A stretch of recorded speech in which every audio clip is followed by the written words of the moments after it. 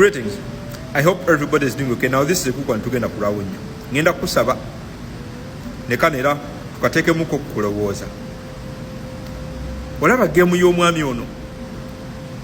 Ekituufu kiri nti eri advanced muuko. Bw'oba obadde ogoberera bulungi omwami ono ogenda kukiraba nti gemu ye ndala mukko bano balaba bano baliisa maanyi omulaba ono bakozesa maanyi. They are applying all their physical energy ku mwami ono. Naye ate omwami ono ng'atudde w'atudde is busy applying all these mental energies. Regime yono mpola mpola ali mu kugibreakinga mpola mpola wabula ate onainayo Geno Masulubu alowooza nti the physical force eri mu kukakanya mwami ono wabula nga tamanyi nti kyonna kyali mu kukola ngamba onainayo Geno Masulubu kyonna kyali mu kukola akikola ate ng'ono kyayagalira ddala akole oba onfuna kankiddemu ono olaba kyali mu kukola ono ayinayo Geno Masulubu kyali mu kukola bambi kubanga alowooza mpola takimanyi nti ate ono kyayagalira ddala akole. Kambigonzemu bwe nti mu gemu y'ono omwami omulaba ono bano gye bakoma okukola byavumirira bano gye beeyongera okugwa wabula ate nze nandibadde mweraliikirivu nnyo senga bano bakoze ku ebyo ono byabalangira buli kaseera mu bufunze. Eno revolution egenda kugguka mangu nnyo ono gy'anaakoma okumakinga sure nti atega bano akanyeebwa nga buli kanyeebwa kaatega bakalya. Kati awo ntegedde video ketandike. Olaba mu kintu kya upgrade omwami ono kye yakola abali basomye ku Santizu's Art of War ayina wakugambira the best strategy to destroy an opponent is by attacking the opponent's strategy. Santizu kabaka mu ntalo abasoma ku Art of War yatugamba the best way to outsmart your enemy is by attacking that enemy's strategy. Strategy yono mu kunafuya revolution ebadde ki all along naddala mu abadde bagoberera politics e Uganda. Strategy yono ey'okunafuya revolution oba enkyukakyuka e Uganda abadde yagikweka mu kintu kitono nnyo. Abadde yagikweka mu ba elites mu buyout ne sellouts. Kankiddemu compromise ono gy'abadde asinga okukozesa kikoofiira okunafuya n'okukendeeza revolution. Ddayo mu bibiina byonna ebyasooka DP n'aba bagoberera nga tetunagenda na mu multi-party dispensation nga tukyali mu movement system. Ogenda kwetegereza nti abaami abasooka okwesimba n'omwami ono bonna yali amaze okubagula ate nga yaba compromising. Mu bantu abeesimbawo ono omwami mwe mwali omutandisi wa Jema gwe gyoyite Yasumani basaalirwa yamaliriza amukolera. Bw'onoonya omutandisi wa DP oba gwe twasinga otegererako DP jjajjaffe Seemu yali compromised nono omwami mumufunze yeewaayo ng'ekyokugulwa n'agulwa. He offered himself for a sale and the nigger bought him. Abadde akozesa tulweza asindika abantu okulaba oba ogulwa buyouts and sell out.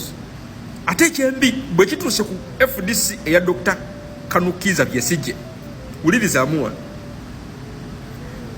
tulu yemu gy'abadde akozesa nti while opposition parties gwe zibadde nga zeeyubula ne zireeta ba candidates abapya, ono kyabadde akola kyakugula buli candidate ali formidable gwe mubadde muteeka ku scene, gwe mubadde muteeka ku scene nga gwagula.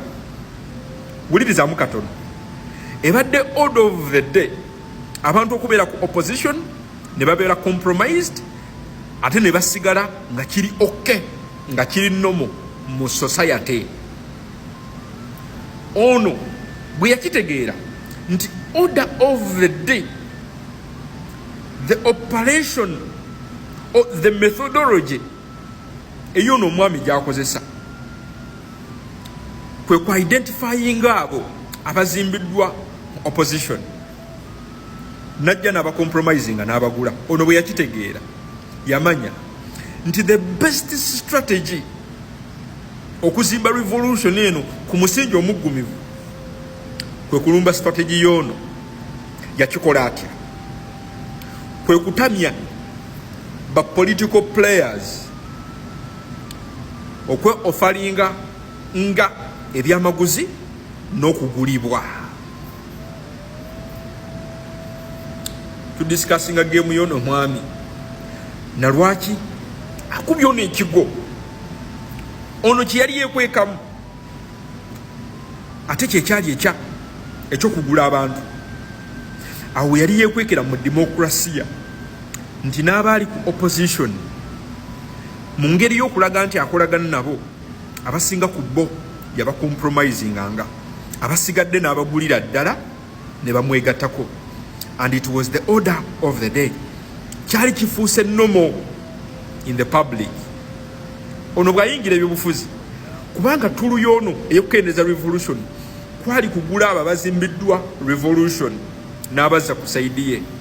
Ono yayina kukitamya buli muntu eyali akikola, nga mu ngeri y'okukikola yatandikira mu kibiina kye mwennyini, nga buli muntu akolagana n'ono kituusa akaseera nga tekikyali nomo enimo okwe identifyinga ng'ow'enkyukakyuka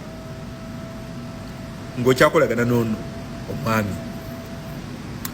Mu bufunze he identified strategy yono omwami eyesinga okukeerera revolution and he attacked it. Yagirumba atya? Abaali bakiparticipatingamu kasita yatandika okuba identifyinga yabateera group ey'omuntu wa wansi okubakolako. Ono yakimanya nti yeetaga kudiringa nabo as an individual, oyina bateera people power nediringa nabo. Wuliriza ebigambo bino. Ono gyakomye okwetamya abantu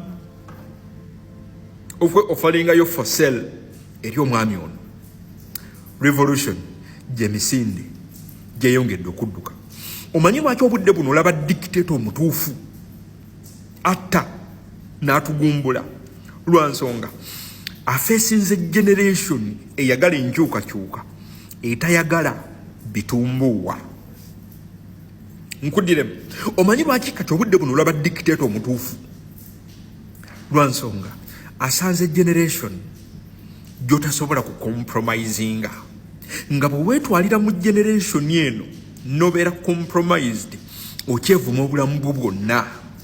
Buuza Matthias Mpuuga n'Abedi Bwanika ne Bamukaaku olunaku olwaleero. Once you identify yourself with this nigger, ate ngubadde ogamba oli ku opposition, olunaku olwaleero ekyo tukikutamya, ate twakikutamya. Mu bufunze yazuula strategy y'akaana akasajja kakikofiira n'ajja attackinga.